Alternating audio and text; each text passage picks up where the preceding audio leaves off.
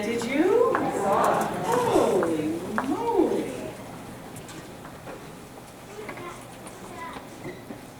So for the past several weeks, we've been talking about vision and mission.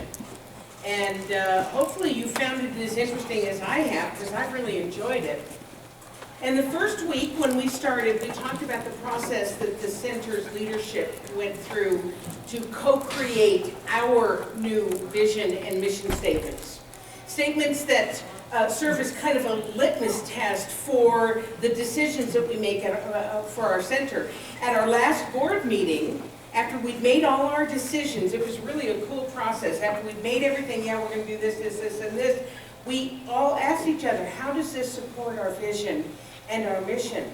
And we realized that the decisions that we had made actually did support those the mission and vision. So I'm going to share this with you one more time because I personally love them. And so, you know what? Let's say these together. Let's say these together. You guys willing? Yeah. So this is our, let's just say the vision statement together. The Calvary Center for Spiritual Living is a beacon of spiritual illumination that inspires individuals to reveal their wholeness, co-creating a world that works for everyone. Yeah? Yeah. Ah, I love it. And let's say the mission statement together because it's beautiful as well. The Calvary Center for Spiritual Living makes accessible a way of living and thinking that reveals one's spiritual magnificence and personal power. We co-create an inclusive community that fosters an expansion of consciousness. I love them. I love them. So the week after I shared this, we discussed our parent organization's global vision, which is a really big vision that also supports co-creating a world that works for everyone. You'd think that there was one mind, one intelligence at work here. And then last week, we learned how to create our own personal mission and vision statements.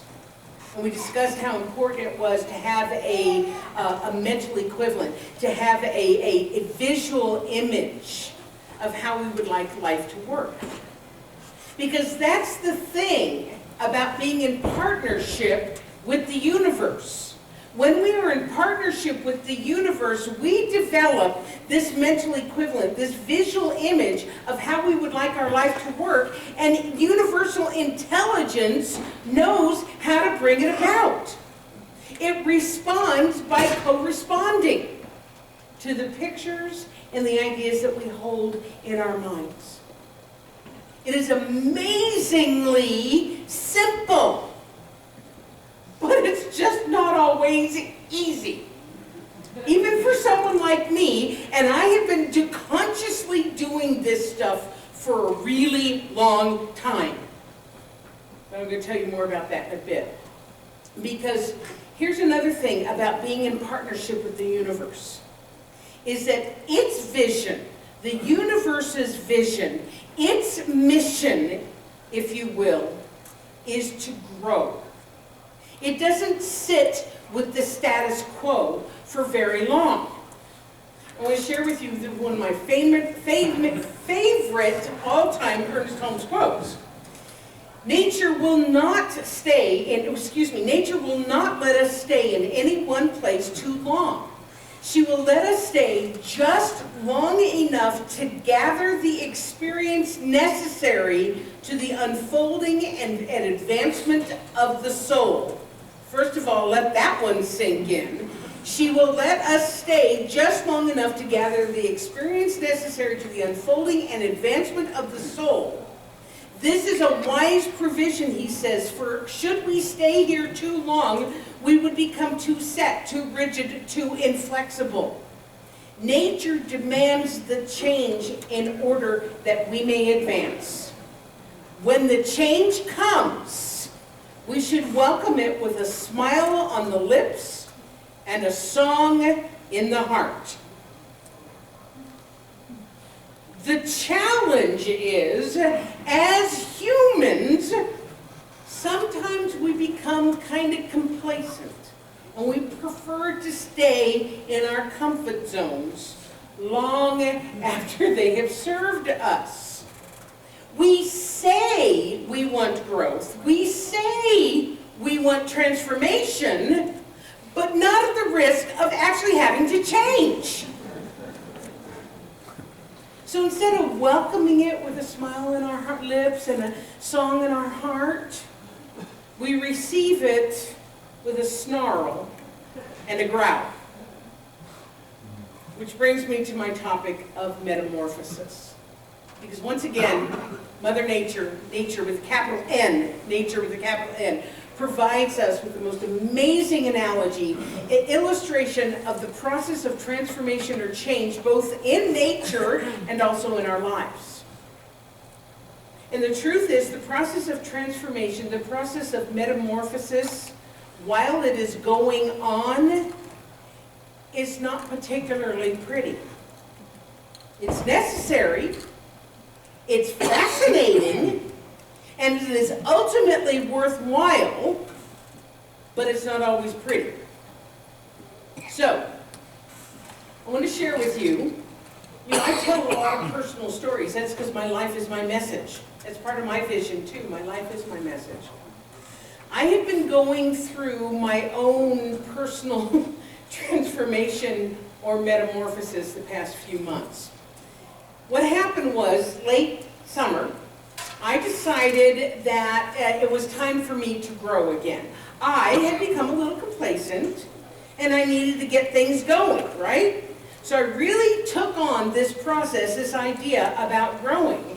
And since then, I have had lots of opportunities to let go of what no longer served me, including an inflamed and toxic appendix, which I told you about a few weeks ago. And even though I had consciously decided to shake things up, I was still very upset and very unprepared for the number of challenges that presented themselves for what I thought was a positive decision on my part. I was like, but I'm doing everything right. How come it sucks so bad right now? But the good news is, this was not my first time metamorphosizing. I had to practice that word a couple of times to get it right. It's not my first time going through a metamorphosis. In my lifetime, I have had several lifetimes, several changes, several reinventions of myself, several transformations. And even though they were hard and distressing at the time, I ultimately emerged a better, stronger, more conscious me, just like Marjorie's reading of Dr. Carroll was talking about. So even while this latest one was happening, and I gotta tell you, it was a doozy, there was something within me that knew it was for my best and highest good. And one of the reasons that something within me knew that was because I had already been through it before. I had history with it. And I knew that ultimately some good would come out of it. I just needed to remember that when the you-know-what was hitting the fan. Which brings me to this whole idea and the actual process of metamorphosis. While several creatures go through metamorphosis of some kind, the one that most of us learned about was the butterfly, right? You remember the egg turns into the caterpillar, which turns into the cocoon, or the pupa, or the chrysalis, which then turns into the butterfly. But what we may not have learned, or we may not have paid attention to, was what happens inside the cocoon.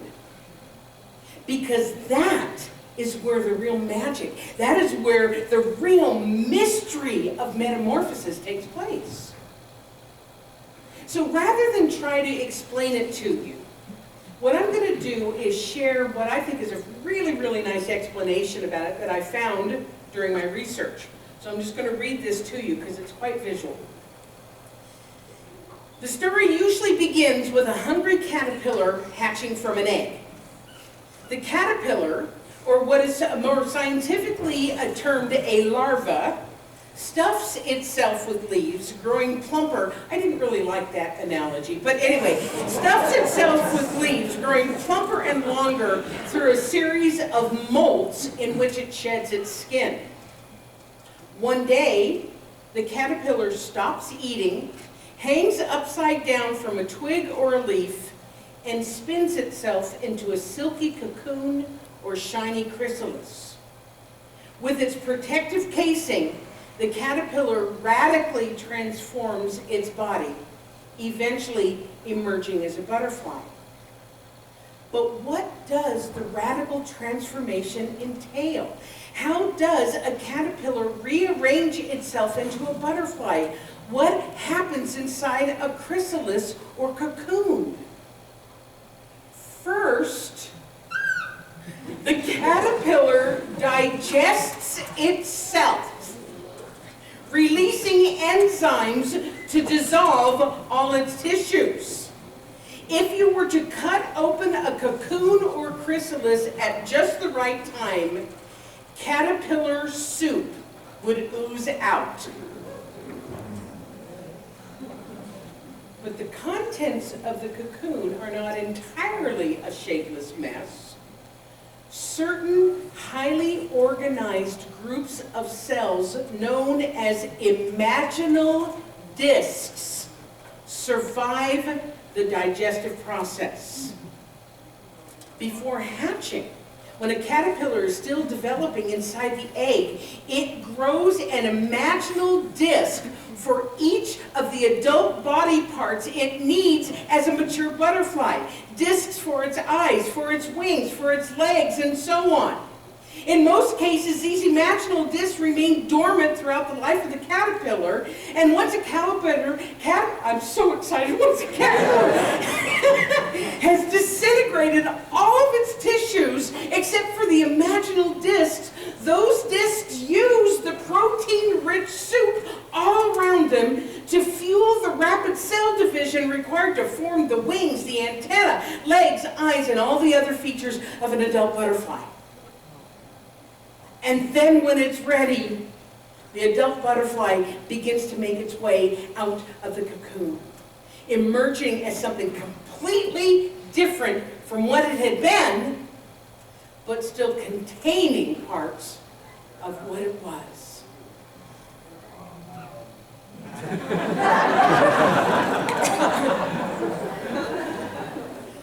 I didn't know this when I decided to talk about metamorphosis. I didn't know what went on inside. I saw a caterpillar butterfly. It's cool.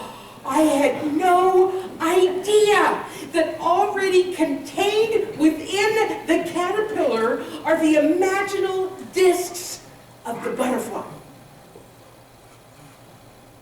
So think about that in terms of vision.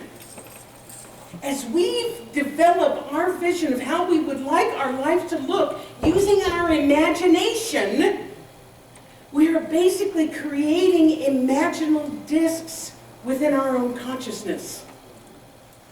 And after a while, they begin to grow stronger than our status quo caterpillar cells because they're vibrating at a higher level. And eventually the higher thought takes precedence over the lower thought and transformation begins to take place. Unfortunately, like the caterpillar, sometimes the transformation is kind of messy.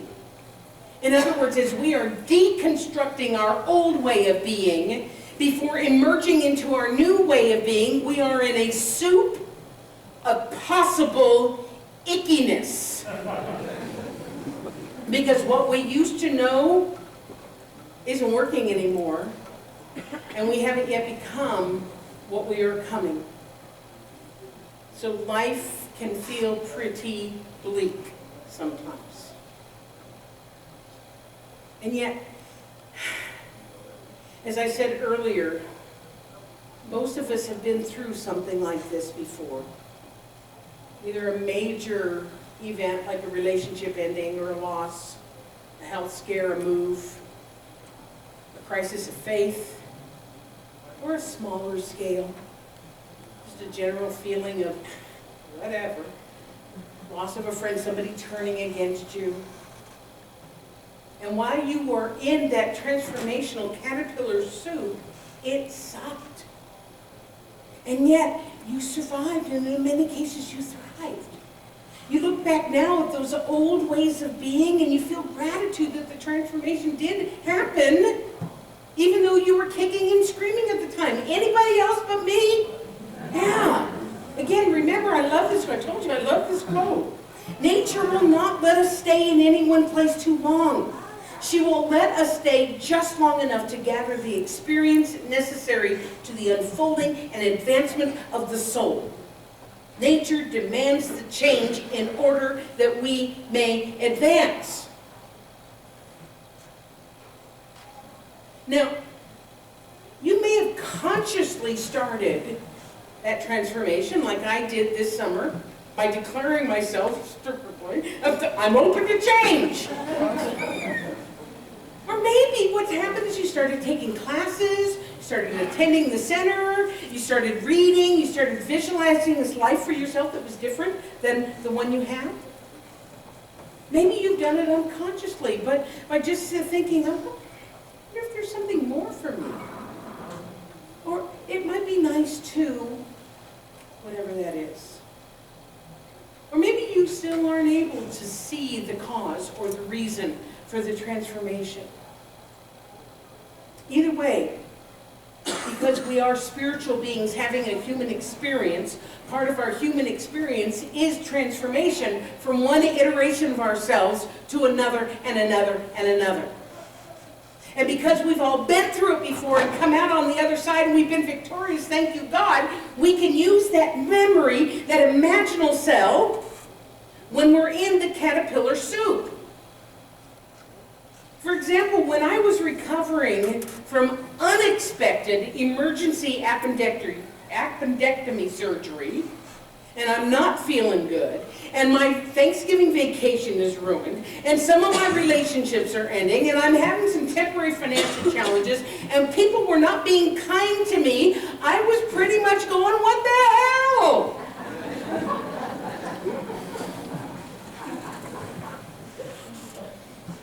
And yet, deep down, even when it was going on, I knew that something important was happening. Even in the midst of the chaos and the ickiness and the soup. Because I'd been through it before. In one form or another. I had a cellular memory of having survived and thrived through other transformations. And it gave me faith, it gave me strength to hold on through this one. Now that's not to say I didn't do my share of teeth gnashing, because I did, and shouting, why me, to the universe. But I also know the universe was answering, because, little caterpillar, it's time for you to grow again. There's more for you to know, to experience, to live. That transformation doesn't mean that you are no longer you. Of course you are, just like the original cells of the caterpillar are contained in the butterfly. So do you remain you. Just enhanced, conscious, more awake, more aware. And there's one more thing I want to talk about imaginal cells, imaginal discs. Deep within each of us are the imaginal discs of our own spiritual perfection. We don't have to think them there. We don't have to create them. They are there, each of us, just awaiting our discovery. And a lot of people don't know that they're there. Just like the caterpillar doesn't know that it contains the imaginal cells of a butterfly. But they are there. The imaginal cells contain the knowledge that each one of us is pure and perfect God essence. So our job as we become more conscious and more awake is to discover and reveal them. To allow them to flourish, to be the fullest expression that we can. And if that requires a little bit of deconstructing, if that requires living in the soup of transformation for a while, then so be it. Because ultimately, the results are awe-inspiring.